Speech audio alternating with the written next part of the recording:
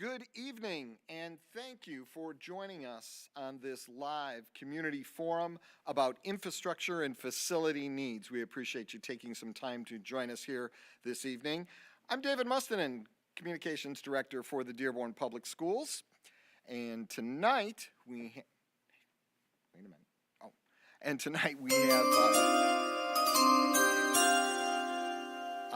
the pick is in.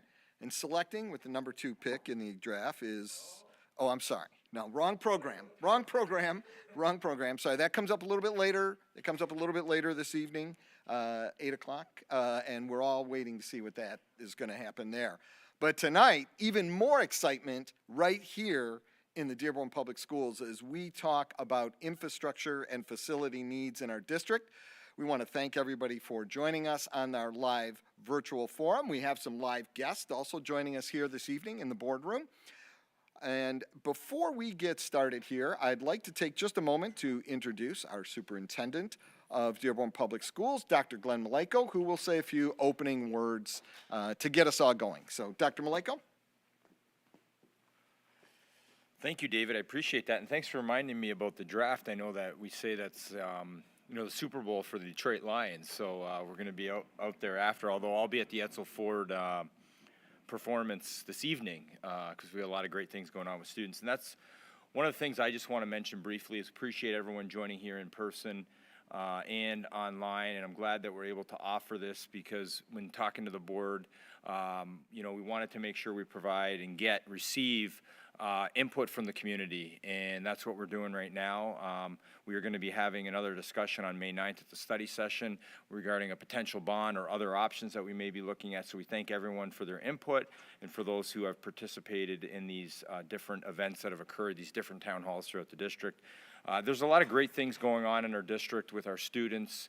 Right now is an exciting time as students are getting accepted into college, scholarships, all the things that are very positive. And, we have that 95% graduation rate, 86% college admission rate.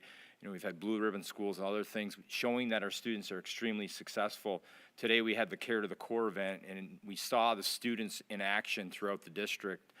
Promoting positive events in the district. But one of the biggest challenges we know facing our district, we're a large district with 35 buildings, 41 school programs, and aging infrastructure is the infrastructure that we need to address at some point. And so that's why we're here.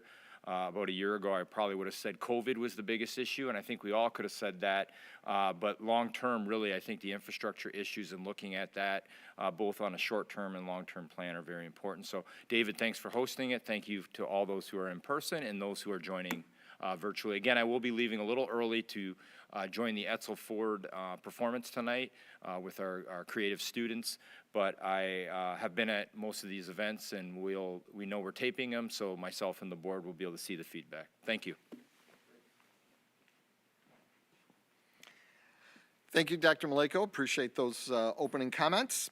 And plenty of great things going on in the Dearborn Public Schools, especially tonight, opening night for Esser Ford and the theater program over there. But tonight, for about the next hour and a half, we will be here. We will be here at this forum, live streaming on our Facebook platform, on our YouTube platform, and on cable channel 19. There is an online forum that's been open for a couple of weeks now where people can submit questions. And for those joining us here, you can submit your questions on the kiosk located just over on this side of the room. And we look forward to getting to those questions a little bit later on, but I'm going to get right into our presentation and talk a little bit about a variety of topics, and we'll try to cover them as quickly as we possibly can. So starting right off, so why are we here? Why are we doing these forums? This is the fourth community forum that we have done. We just completed 3 over at the 3 high schools, and we have 2 more coming up next week, one on Wednesday at River Oaks at 3 p.m. and one on Friday at 10 a.m. at Salina Intermediate. So there's still a couple of opportunities to take part. We want to update everybody on the current status of the facility needs planning going on in the district. We're here to learn a little bit, maybe a little bit about school finance, and a little bit about our district history. I want to share some information about the Vision for Infrastructure and Planning Committee, the VIP committee that has done a lot of work in a short amount of time, January, February, March, and they presented to the board, and we'll talk about that as well. Provide a little bit of some possible ideas on how to address some of these infrastructure needs that we have. And then also, if there are questions out there, we want to get to some of those questions that pertain to this particular topic of infrastructure and facility needs and planning for the future and those areas. So that's kind of where we are. That's kind of the rundown for tonight and how it's going to go. When did all this start? Started just post the November 19th election. We did have a bond election in November. It was defeated at the polls, 400 vote difference, so very, very close. And shortly after that, we did a lot of post-election debriefing and talking about how we were going to engage the community and talk to everybody about plans for moving forward. And of course, then we all know what happened in March of 2020 with COVID hitting. And then after that, we did do a community survey. We hired an outside firm, Zogby. You may be familiar with the name. They do a lot of polling, and not just in the state of Michigan, but nationally. And they did a community survey for us back in November of 2021. And then, or March of 2021. And then in November, we gathered people together, put out applications for those interested in being part of the Citizens Committee, that VIP committee that I talked about. They began their work in January and March. They presented to the board. And here we are in April. We're doing these community forums. Our Board of Education asked us to come out, do a few more of these community forums, gather some more input from the community, and get some feedback to kind of find out and gauge how members of the community are feeling and get their input and some ideas as well. I guess that spoiler alert at the bottom there really is, there is no final plan at this time. There is no ballot proposal at this time. That's why we're here.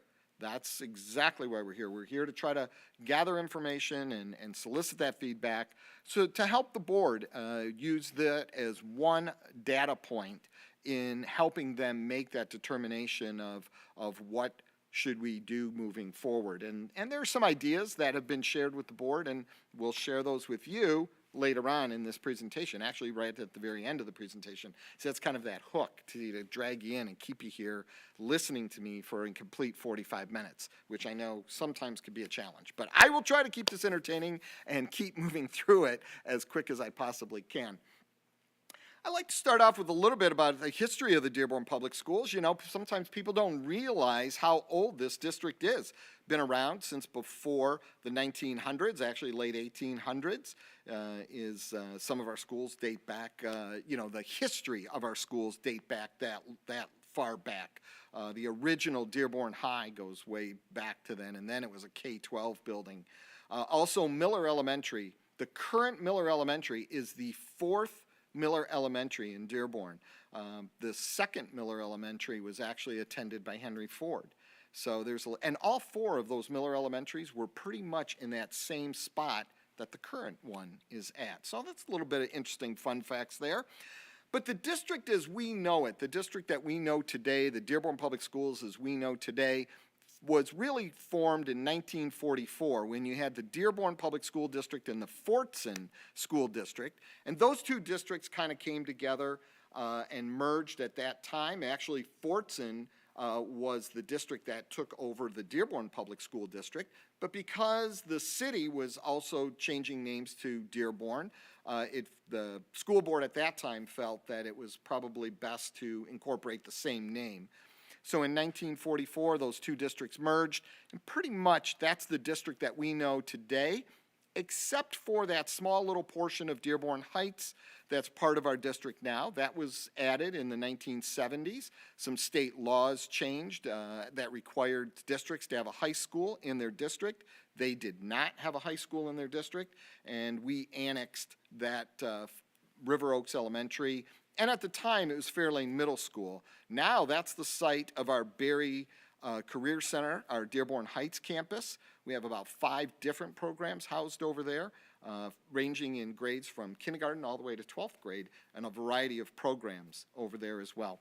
So it's a little history of our school district. I also think it's important to point out some of the size of our district, just to kind of put in relationship how big of a district we are, how big our budget is per year. We are the 3rd largest school district in the state of Michigan.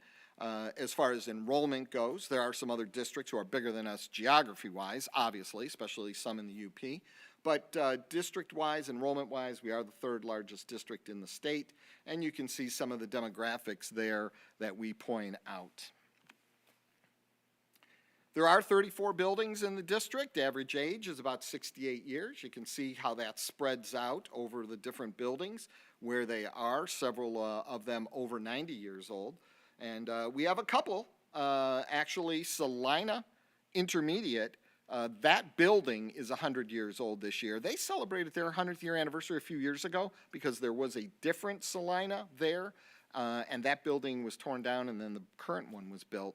So they celebrated a few years back. But Duval Elementary, that building is actually 100 years old this year, and they will be celebrating in just a week. They'll be celebrating their 100th anniversary on Friday, May 4th. We invite everyone to come on out for that. And of course, you've heard about the big, awesome, incredible Fortson 100-year celebration as well. And here's the best part about that. Fortson, the actual building, won't be 100 years until 2028, and we get to celebrate all over again. And that's going to be kind of exciting.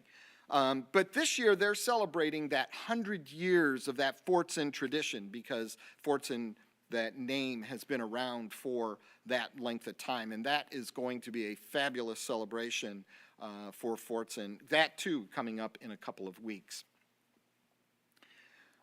We also want to put things a little bit, it's kind of hard to kind of picture, 34 buildings and all these buildings and, how does that compare? What is that like and how many square feet is that? Well, if you put all our buildings together, we're actually 6 times bigger than the Henry Ford Museum, 2 times bigger than Fairlane Mall, and just a little bit bigger than the Ford Assembly Plant. So that kind of hopefully will help put in perspective the size of the district, how much square footage we have in this district, and how much we cover. If you look at attendance-wise, too, you can see how our attendance is every year, how many students, what that actually over 20,000 students, how that kind of translates into actual people in buildings every day, and comparing it to some other things. Now, we all hope, right, we're all keeping our fingers crossed that Comerica Park will have more attendance this year if the Tigers do a little better, hopefully, right? I mean, come on, Miggy just hit 3,000. That drew a lot of people out, so hopefully we'll have a lot more people out there. Transportation-wise, we move a lot of students, about 5,600 students daily. You can see how many miles that adds up to. I like that. The little stat in the middle there is the one that I really like. The 400 acres, which is equal to about 1,600 homes. I think we can all relate to that. We all have our own landscaping, our front lawn, our back lawn, and we take care of that. We cut that grass or shovel the snow in our driveways. And so just kind of to put into perspective what you think about what you do in your own home and then how that equates to what we do here in the Dearborn Public Schools with the over 400 acres of land. So that's a little bit of background on our district and our size and our history. And I'm going to talk a little bit about school finance, and I'm going to kind of break this down into 3 different areas. And first, I'm going to talk a little bit about our general fund, how we are funded by the state, how that happened, and where it went.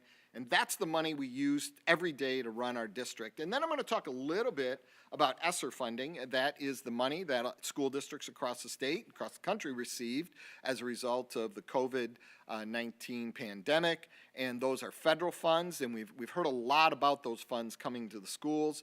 And we're going to share a little bit about how we spent those funds and how we are spending the funds that are still owed to us and coming to us.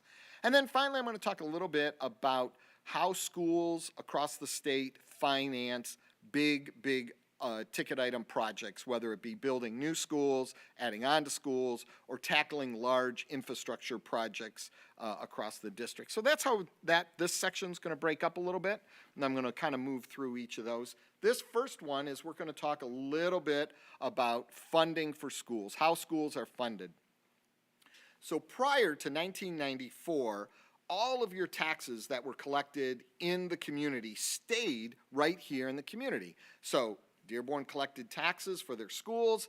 That money went to run the schools. It went to operate the schools. It went to do additions to the schools.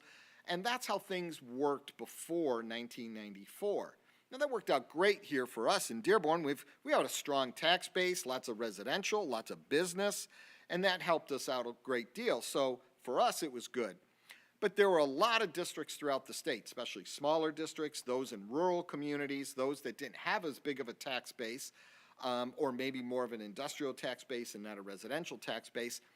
Their funding wasn't as much as many other school districts. So it created this large inequity of funding throughout the entire state.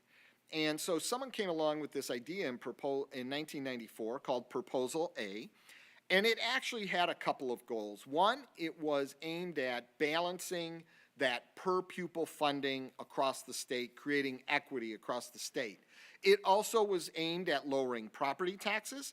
And if you also remember, that's when we changed from 4 cents on the dollar to 6 cents on the dollar, with those 2 additional cents going toward school funding. So that all changed in 1994. And what happened then is the money that was collected in your city, in your school district, it went up to Lansing, and then Lansing divided that up on a per pupil basis. And that way, everybody kind of got the same amount. Now, there were some exceptions to that, and please, this is a very 30,000 foot level explanation of how this works. So the money then went to Lansing, taxes collected in your community went to Lansing and were divided up. And actually, this was a good thing. It really balanced out the playing field, and many school districts that had very low per pupil student funding then were raised up, and it created a lot more equity and provided a lot more opportunity for students across the state.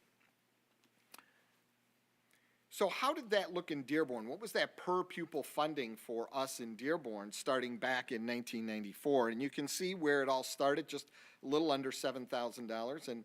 And as the years went on, that number increased, and because tax bases increased and there was more money, and so money went to the schools.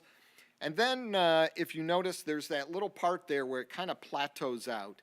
That was that part, that era in time, that recession that occurred in the 2000s, and then you see a huge drop-off at about 2011. And that's where school funding had a dramatic cut.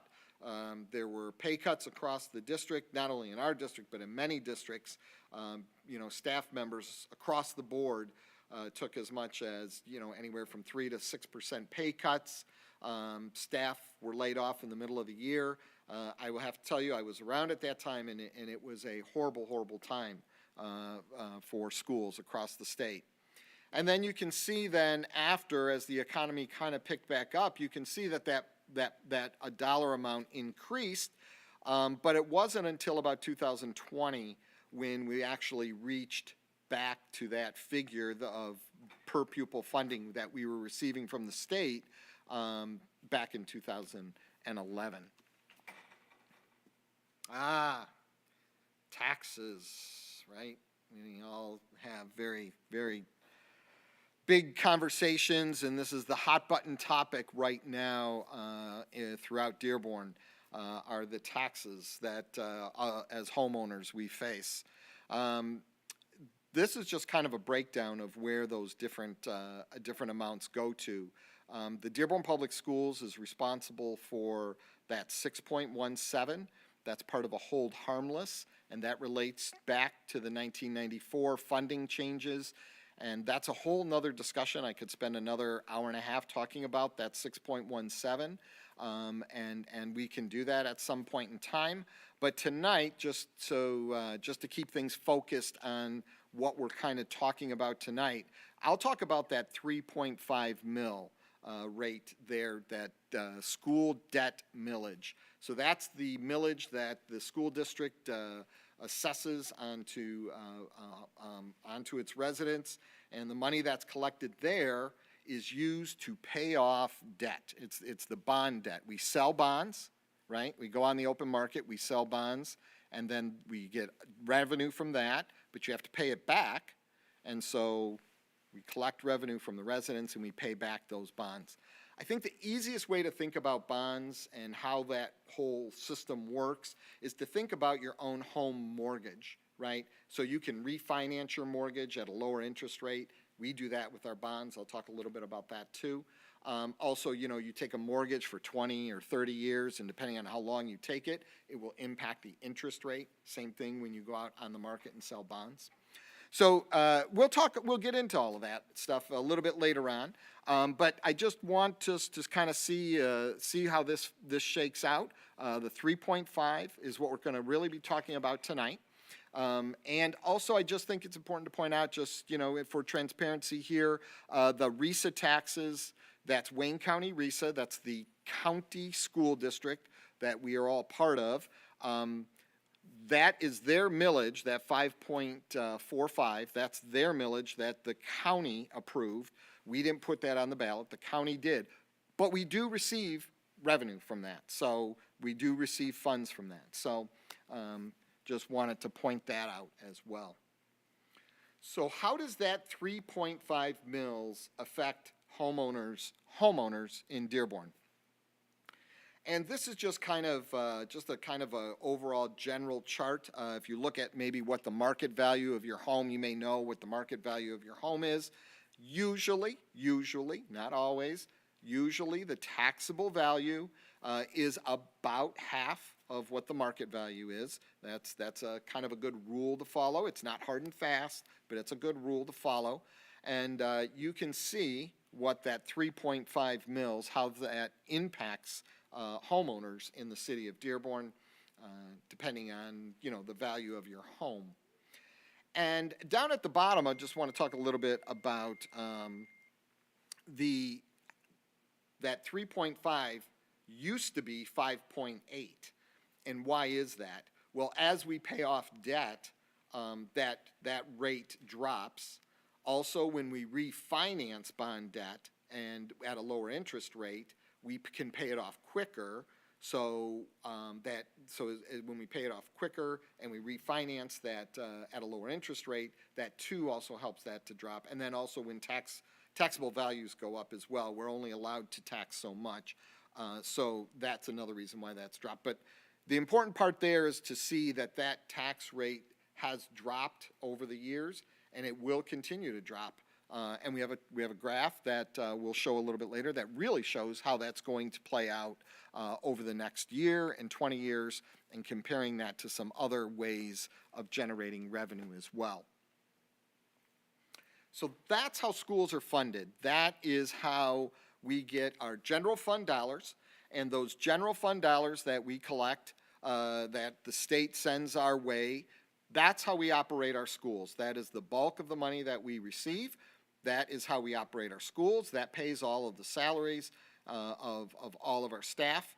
School districts usually run about 80 to 85% of their budget is salaries. We are a service industry, and so we employ a lot of people, 2,700 people. So that's why a lot of that budget goes for salaries, and that's typical for school districts to spend that much of their budget. So if you're spending 85% of your budget on salaries and on the people, then the other 15% goes for everything else. It goes for all of the supplies and paying the lighting bills and the gas bills and buying supplies and all of those types of things. So that's kind of the general fund budget. That's kind of how schools are funded. And that's that little section of this presentation. Next, I'm going to move on to the Esser Funds, because they've been talked about a lot in the news lately, especially over the last few years. And they were released in phases You can see here when they were released, when those different funds were sent out to school districts. And in fact, phase 3 Esser funds, we haven't even received all of those yet. And how did we spend those funds? Well, in the first wave, those funds were, they were very specific parameters were given to us on how school districts could spend those funds. What did they go for? Things like PPE. They went for devices that we use to help in the cleaning process. They went for technology. Chromebooks. We changed overnight from a brick and mortar school to a virtual school district. And so a lot of the money went for that. It went for social emotional learning. It went for a lot of programs. And it also went to pay staff because we had to keep staff employed. And so that's where a lot of those beginning Esser funds went. Esser 2 funds, see that a big chunk of that went for our summer school program last year. Again, that's what those funds were meant to be used for students, for learning, for teaching. And it was very important that we did whatever we could to try to get kids back into classrooms, back into that learning environment. Remember, they were in a hybrid environment for a while, coming in a couple days only. They weren't with all their peers. There was a lot of discussion about how that isolation of students was going to impact them, the loss of learning. And so the summer school program was designed to help with all of those kinds of needs, to bring students back into the classroom, get them interacting with other students again, and also get them back into learning. It was never meant to catch up. You're not going to catch kids 1 year of learning up in a summer school program, but what it did do is it did help to get them back and ready, and it did help keep them moving forward during that time. We spent a lot of money on that program, and it was the biggest program that the Dearborn Public Schools had ever done for a summer school program. Over 8,000 students took part. It's actually one of the biggest programs in the state of Michigan. And so we're very proud of what we did there, and I think that if you talk to a lot of the teachers who were part of that, a lot of the administrators and a lot of the students, they will talk about the very positive experience they had last summer. We're bringing that summer school program back this year. It's not going to be quite as big as last year's program. Instead of 8 weeks, it's only going to be 5 weeks. But it is still going to be that very robust program to help students get that support that they need. So the third round of Esser funds that we're scheduled to receive and we're looking at, a lot of that is going to go for, we've committed a lot of those dollars to building improvements that are allowed by the federal government. So heating and cooling system, HVAC. I know a lot of people talk about air conditioning, but it is really more than just air conditioning. It is entire heating and cooling systems that, to move air. We have those systems already in our schools, but we need to improve those.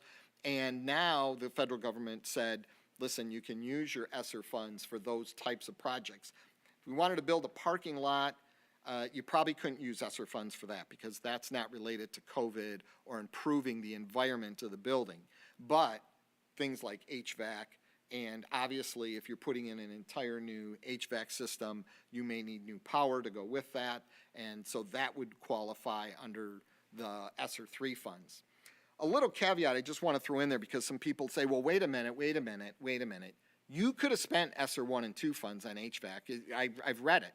Yes, absolutely, the government changed that. When it first came out, you could not. But because a lot of school districts were not able to spend all of their Esser 1 and 2 funds, when Esser 3 funds came along, the federal government then said, if you have any leftover funds, you now can use them for these projects.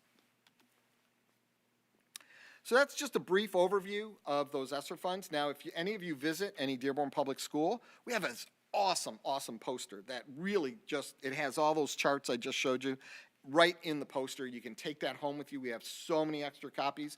You can take those home with you. You can study it. You can research it. Do whatever you want. I tell you, if you want 10 of them, come over to my office. I'm over here at the central office. I'll give you 10. I've got plenty of posters. We want to get those out. look forward to seeing everybody over here picking up at least 10 of them. Okay, so that's a little bit about Esser. Finally, we're going to talk a little bit about how do school districts fund those big projects. How do they get that money to build schools, to build additions, to take on the large infrastructure projects like putting on new roofs and all of those kinds of things? Well, in some states, which this graph shows right here, the state actually provides the funding for that.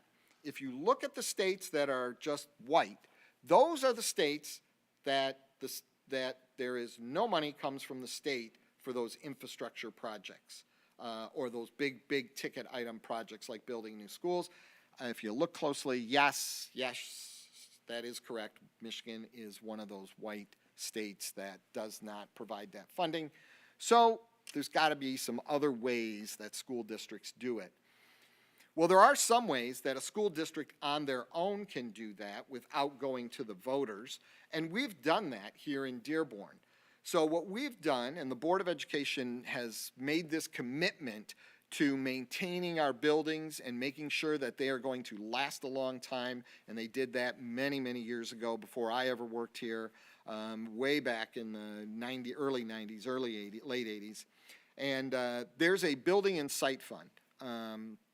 So what that is we take those general fund dollars that come to us from the state of Michigan, and we take a portion of those and we set them aside every year, and they're dedicated just to do projects, those big ticket item projects. Now, are they going to be enough to build a school? No, absolutely not. But are they going to be enough to address infrastructure needs like roofs and parking lots and windows, replacing boilers and things like that? That's what that's meant to do. It's kind of a yearly budget like we all have in our own homes. We always set aside a little bit maybe for our upkeep of our home, the maintenance on our home. We all know that even if we buy a new home, we know that eventually, maybe 20 years down the road, it's going to need a new roof or it's going to need some other structural improvements. So that's kind of what that building and site fund is. And I've got a great graph that shows how that recession, remember that recession where we took that big hit in funding? It will show you how that building and site fund also took a big hit, which really caused a lot of the problems that we are facing right now, kind of open the door there. So building and site fund is one. I talked about refinancing bonds. That's another thing. When you refinance bonds, you can save money because you're lowering the interest rates. So the money that you were putting toward paying off those bonds, you now can take that extra money and use that to fund other projects. That's one way of doing it. And you can see in our history, we've refunded bonds several times. Esser money. So that's another way. When you have a windfall of money that comes in from other sources, then you use that money for infrastructure needs. And then energy improvement bonds. So we've done this a couple of times too in our district. And what we've done is we've had companies come in and said, listen, you're wasting a lot of money in lighting and in heating and cooling. Let us come in for this amount of money.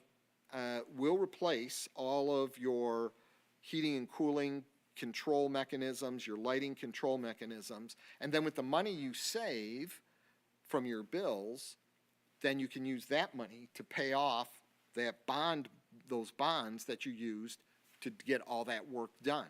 So we've done that as well in Dearborn. So these are all methods that school districts, not just us, even though I like to brag about us, like we're the only ones who do it in the world, right? Because we're great. But actually, school districts across the state do this. This is not any magic formula or anything like that, but it is a way that school districts use it.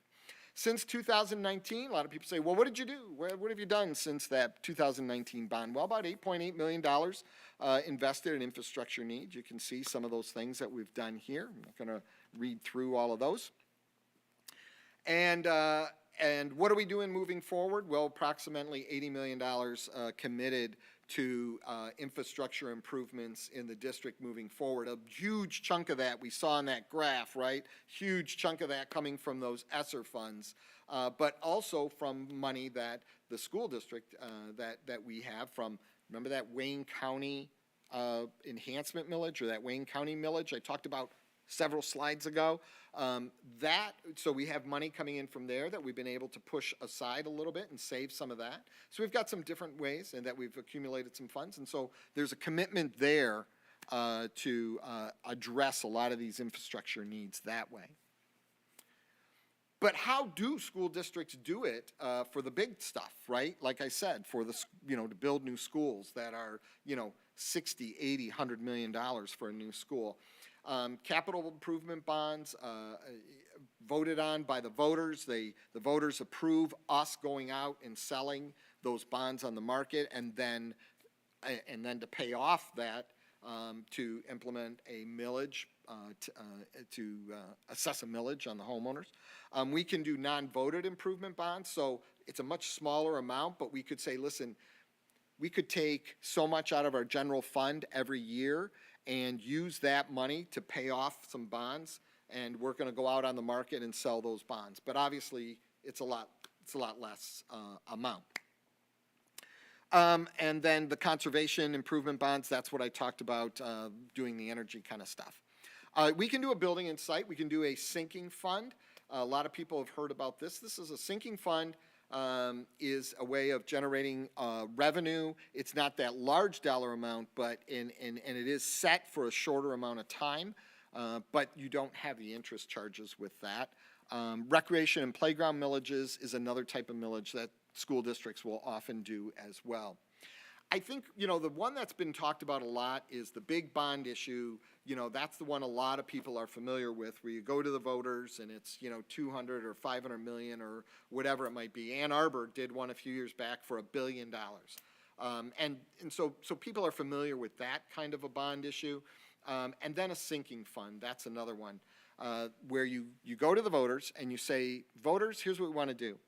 We want to assess up to 3 mills. We can set the mill rate, 1, 2, or 3 mills, whatever we feel that the voters will support. And you say, we're going to assess 2 mills, and we're going to do it over a 10-year period, and that's going to generate a certain amount of money every year, and we're going to use that money specifically for these needs. Both sinking funds and bond issues, those funds can't be used for salaries or anything like that. You can't use that for the operational cost of your district. You can only use those funds for these big, infrastructure type projects and some things like that. So there's advantages and disadvantages to each. The bond issue, the disadvantage is it's over 20 or 30 years. You're paying that interest back over that time. Sinking funds don't have that interest, but they don't generate as much money, and it's only for up to 10 years. But the board can end that sooner if they wanted to. All right.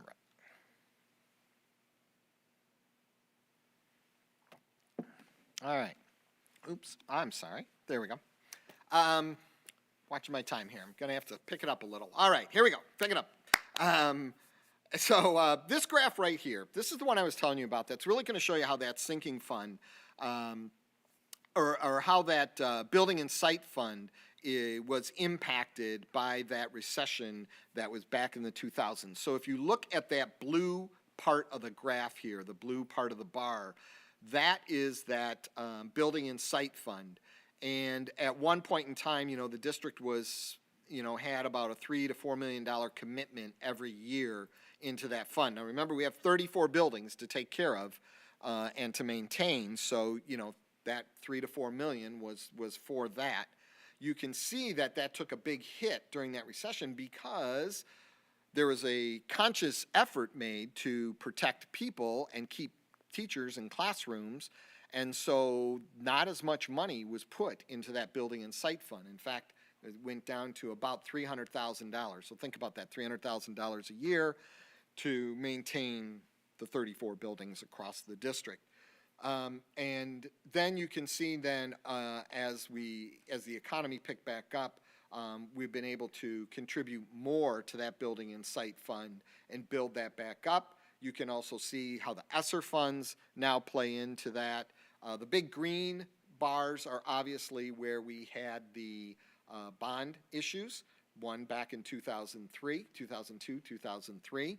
And then in 2014 was another big bond issue.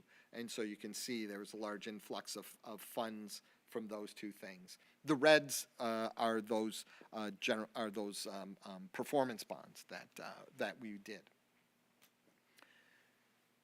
All right, so if the school district, right now, we talked about, and I talked about it several slides back, and I said I was going to come back to it. This is that part where I'm coming back to it.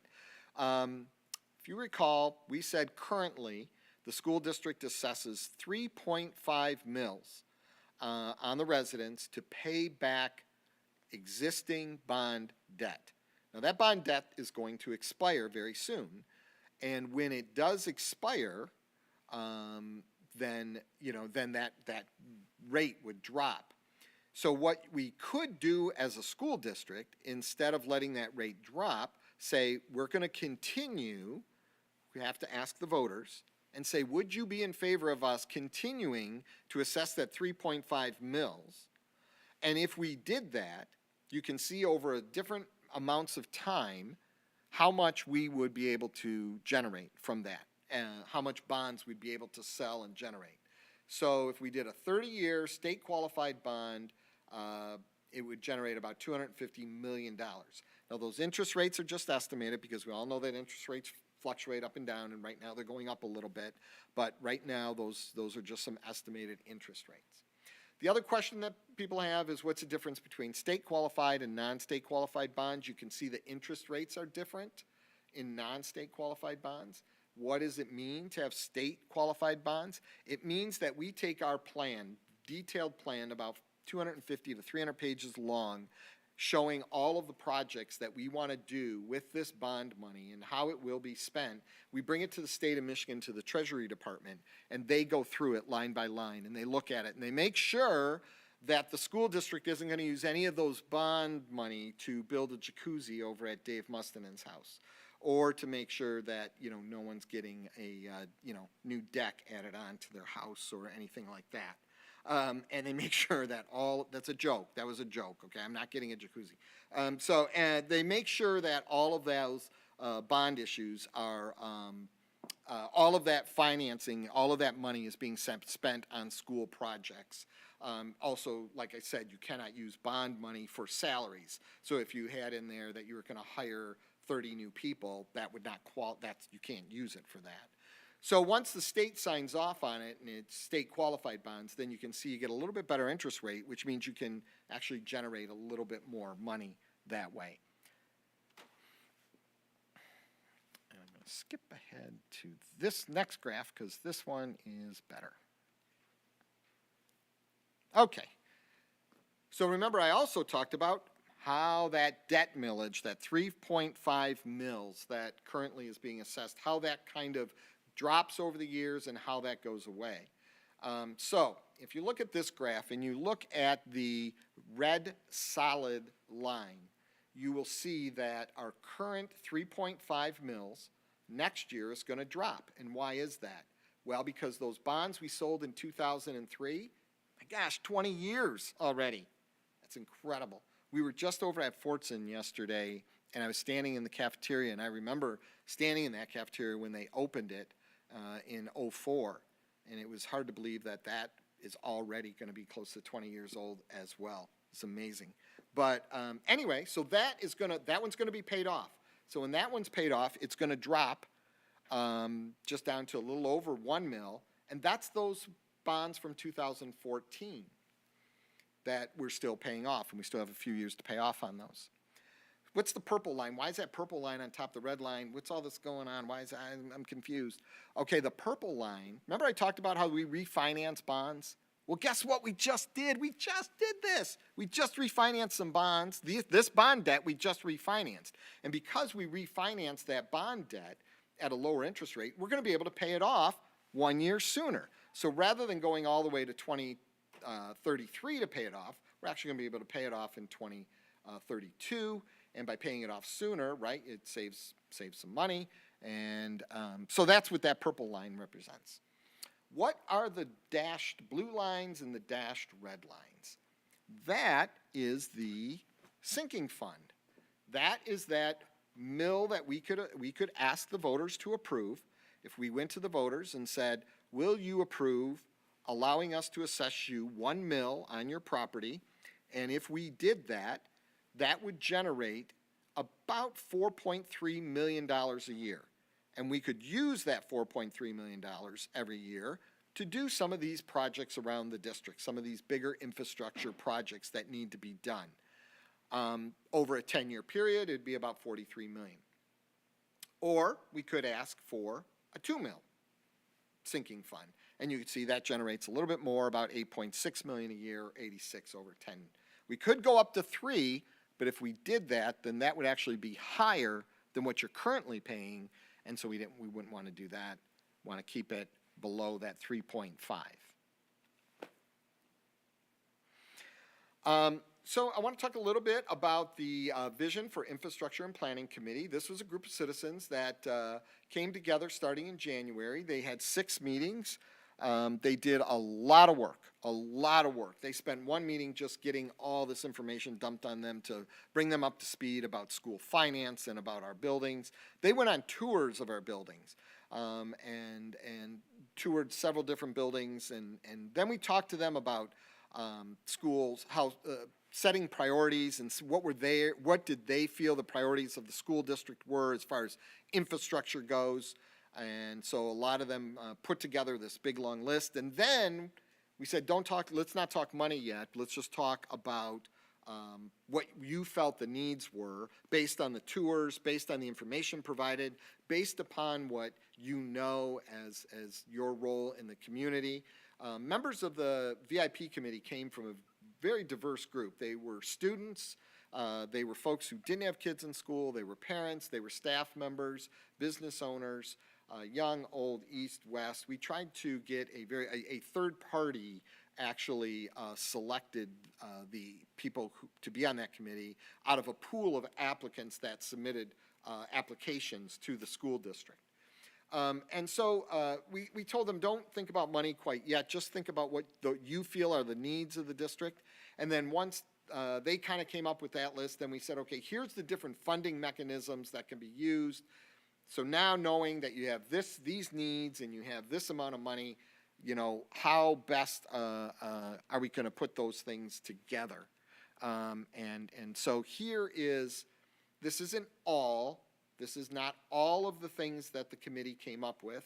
This is just a representation of several of the items that the committee came up with, that the district came up with as far as needs for the district and how the committee ranked those needs.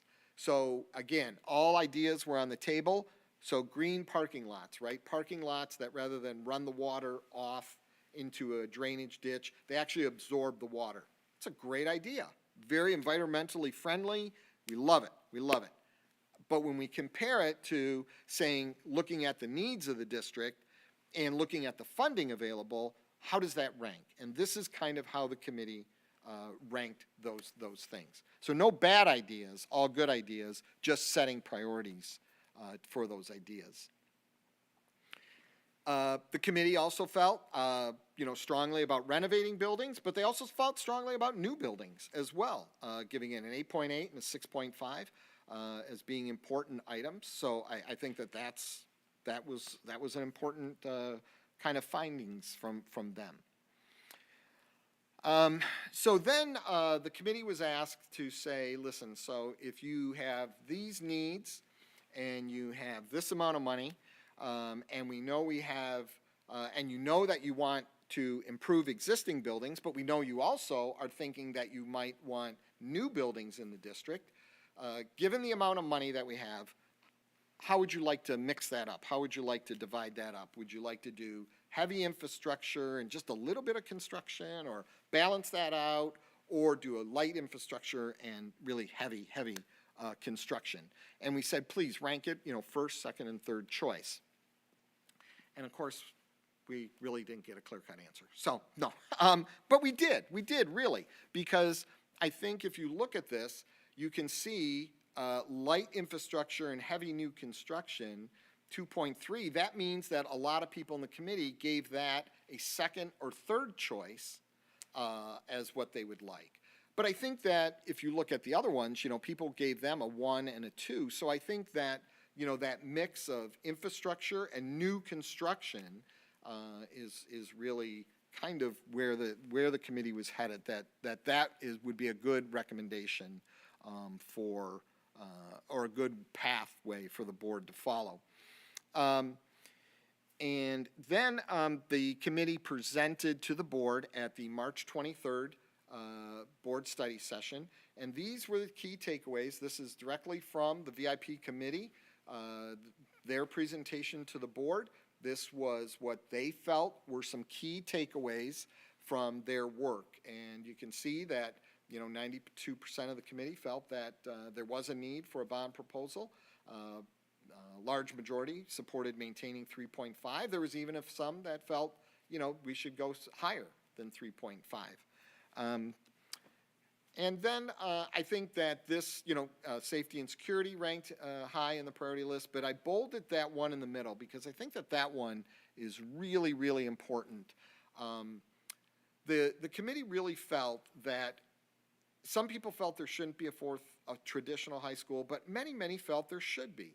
But even those that may not think that we needed a fourth traditional high school felt that moving forward there should be a discussion about a fourth traditional high school, that is something important enough that people in the community are talking about enough that should be part of any discussion moving forward is the addition of a fourth traditional high school. And I say traditional high school because technically we do have we actually have 5 high schools in the district. Our Magnet High School, but that's very small enrollment.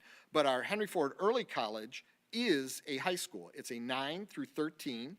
If you're not familiar with it, it's a 9 through 13. So students go there for 5 years. They walk out with a 4-year degree, a 4-year high school diploma, and a 2-year college degree, all paid for by the district. And they leave there a year ahead of their peers because, right, instead of they did that in 5 years rather than 6 years. So there are about 600 students in that program currently, and that program is growing. We have large demand for that program, and we have the capability to expand that program as well because of the interest in it. So that's why I say traditional, because this discussion is really about adding that fourth traditional high school to our inventory. And that really needs to be a discussion moving forward. And I think that was something that was very strongly mentioned in the VIP committee. So I think to do them, honor their wishes, I think it's important to point that out. Where are we now? What are our next steps? Right here, this is it. These meetings coming here, we did one at Etzel, Dearborn, Fortson, this one. And as I said, it's not on this slide, but we did add 2 more meetings next week. We will be at River Oaks at 3 p.m. Everybody's invited to that. You don't have to be a River Oaks for anybody. I don't care what school you're in. Come on over, come on by. I love to see you out there. And if you want to hear me say this all over again, come on out. Tell your friends, tell your neighbors, let them know how exciting and how much fun of a guy I am to talk about infrastructure needs, and maybe they'll want to come out to that one. And there's one at Salina, too, and that one is at 10 a.m. on Friday, May 6th. So I encourage everyone to come out to those as well. And we also have a website. If you go to dearbornschools.org, you'll find a link to a special website, special web page created just for this that has all kinds of information on it about our infrastructure needs and a lot of other information that was given to the VIP committee that you can look over as well. The other thing that we're talking about doing, and this came up in the discussions with various groups and in the VIP committee, and that is to have the district hire a company to conduct what's called the 30-year longitudinal study of our facility needs and how they support instruction. So we know we have the data and all of the physical needs of our buildings over the next several years and actually next 10 years and what those needs are going to be. But there's also that point that you have to look at and say, when is a school district, when is a school no longer feasible to keep investing money in, and when is it time to tear that school down and build a new school? Or when is it time to add new schools to your inventory? And that's what these companies do. They come in and they it's a long process. It's anywhere from 6 to 9 months. It involves a lot of community input and a lot of input from staff and community members and stakeholders. It looks at a lot of national and local data. It looks at enrollment projections and all kinds of information like that and puts it together. And most importantly, what it does is it looks at the instructional needs of a school district. Where do you want to be in the future? What do you want your schools to look like in the future? Listen, our old schools, they're beautiful. We have people come and visit our schools all the time, and they cannot get over that our schools are 60, 70, 80, 90 years old, now 100, because there's been such a commitment to keep these schools updated and maintained and looking great. And they're really well taken care of buildings, and a lot of investment has been put into those buildings. But when is it that they are just not able to meet the instructional needs of a school district? You know, instruction has changed a lot over the years. And, you know, the number of kids in a classroom. I'm so old, I remember having, 40 kids in my elementary school classroom. You know, average numbers in Dearborn now are in the low 20s as an average number. So, things change, instruction changes, technology changes. What are the technology needs? How do kids learn? Are they learning, we don't sit in rows anymore. We sit in groups, or we have common areas for kids to collaborate, especially at the high school level. Virtual learning now is a whole new element, right? We've really taken that step that allows us to get into that virtual learning. And how is that going to impact high school, especially in the years coming up? So that's what these companies do. We've interviewed one of them. We're having a meeting with another one, actually, tomorrow on Friday, and kind of get a feel for what they can offer, how they go about doing this. Of course, obviously, they would submit bids, and it would have to go for board approval. But that is something that came out of saying, rather than, just dumping money into buildings right now, let's look at a long-range plan. Let's look out 30 years. Where do we want Dearborn to be? Where do we want Dearborn Public Schools to be? And on May 9th, the Board of Education will hold a meeting right here, right where I'm standing, right here, right behind me at these beautiful desks, this beautiful kiosk right here. The board members will be here, and they will have a meeting. They will continue this discussion and decide, discuss and how the next steps moving forward, where we're going to be with this, and are we putting something on the ballot, are we not? We encourage everybody to take a community survey. It's been open now for almost 3 weeks. It's a great way for you to put in your input. And, I'm going to need a new Dearborn Public Schools sign. We'll put that on the list of items, new Dearborn Public Schools sign from my podium. Okay, but we encourage everybody to take this survey right here. It's a great survey. It's short, takes you about 10 minutes. It's a great way for you to let us know what you're thinking, what your thoughts are. Would you support a bond? Would you not support a bond? Do you like new buildings, new fourth high school, whatever? You can. That's all at that survey. We encourage everybody to jump in and take that. What are some of the ideas that that has come out of all the different discussions that we've had, whether it be with the VIP committee, with different citizens groups, with our administration, with the board? So some of the ideas maybe moving forward that we could do is to place that ballot proposal on the November ballot for a 30-year bond, $250 million. It would keep that 3.5 mill rate right where it's at. Use that money to build some new schools, perhaps. We could also use that for some additions. We could use that to address a lot of those infrastructure needs. And at the same time, we still do that 30-year study, right? At the same time, we could do those things together. The other idea is to place a sinking fund that we talked about on the ballot, right? Just generate just enough money to kind of address those most urgent needs that we have in the district, those most urgent infrastructure needs that we have, and do that while we do that 30-year study. And then, once we have that in place, maybe then we go for a big ballot proposal. Just an idea, just a thought, something to noodle around in your head. And then another idea is to place nothing on the ballot in November. Just wait. Let's do that 30-year study. Let's see where we're at. Let's conduct this study, see where we're going with everything. see what our needs, long-range needs are, and not do anything. But, you know, and I will be honest with that one, that's an idea, we can do that, that's fine. But, you know, there are definitely needs, current needs in the district, infrastructure-wise, not only pointed out by the administration, but by our VIP committee as well. So, that's it. I ran a little long. I do apologize for that. I apologize to the folks who are here as well. And I'm sorry I didn't look at you guys. I wasn't being rude, but I was just trying to play to the camera during this whole thing, because I know we have people out there online. So I'll kind of cheat now both ways.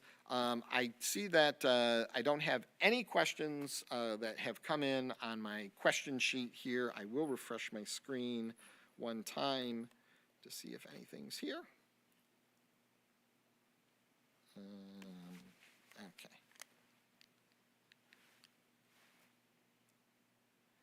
Okay.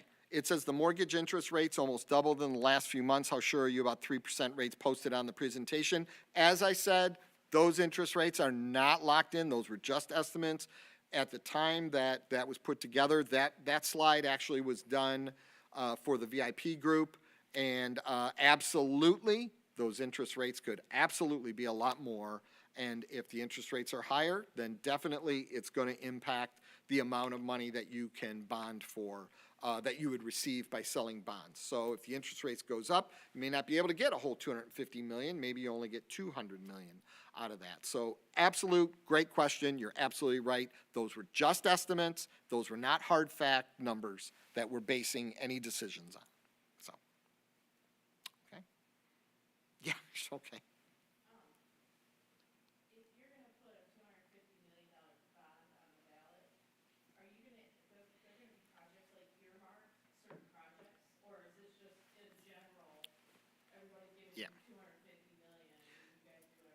No, you can't do that. You cannot do that. So the question was, if you put a $250 million bond proposal on the ballot, is it just, hey, give us $250 million, we're going to spend it on some school stuff? No, you cannot even do that. You, like I said, you have to submit a plan to the state, and even if you don't do state qualified bonds, you still have to you still have to have a plan in place that details all the projects that are going to be done. Just like we did in 2019 when we had a list, we said, you know, this school, here's all the projects, here's how much was going to be spent at that school. We had that exact same thing in 2019. We had it back in 2014, and I was here for the 2002 bond, and we did it back then too. So yes, absolutely great question. We can't just spend that money willy-nilly. It has to be documented. Absolutely. Yep. Yes. Hey. Oh, you're welcome. As far as evaluating the agencies or firms that will complete the 30-year longitudinal study, Yeah. you able to comment on how you're evaluating the firms, how you're selecting them, what criteria? You know, we just started this process, and I mean, literally, this is the very first meeting with them just to find out what they do and how they go about doing it. And we're just trying to get to know, you know, because they've done it for some other school districts. And so we're just trying to get to know them yet. We're not even at that point of evaluating those. This was requested back in 2019. That's one of the reasons that the bond was defeated was we asked, the residents asked for a facilities conditions assessment to outline specifically what are the Right. what are the long-term Yeah. requirements, you know, in terms of renovations, transportation for the various rehabilitated buildings. Exactly, and we have that data. We had it in 2019, and we have it now for the actual physical needs of the buildings over the next 10 years. So we know that part of it. It's all that other part that we don't know. So yeah, great question.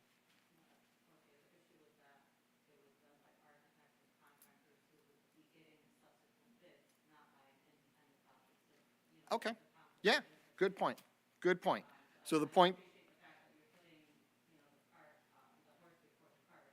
Sure.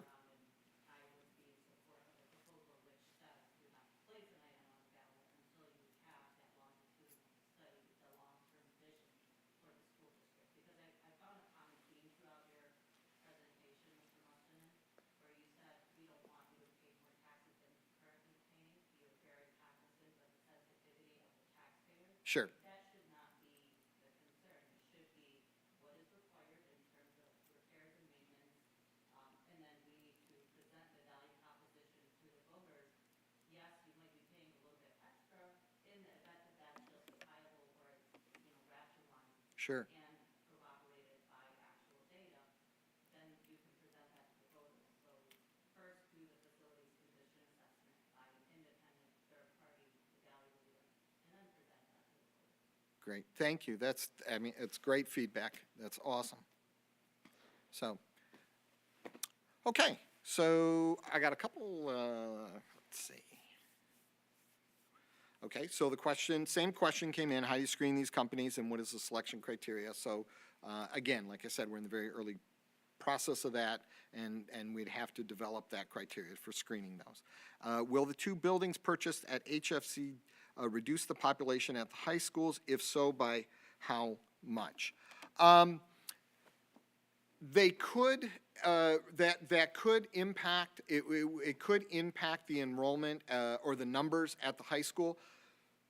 Currently, because we have magnet programs that exist at the Berry Career Center, that does impact the daily enrollment at the high schools. So it doesn't impact it. There's still an impact of the overall enrollment at those high schools, but the daily enrollment is impacted by the different magnet programs that exist at the Berry Center, and then at the Henry Ford Early College wouldn't impact the enrollment at the high schools as much, only in the fact that if more students enrolled in those programs and we expanded those programs, then there could be less kids at the other traditional high schools. So a slight impact on those as those programs expanded and grew.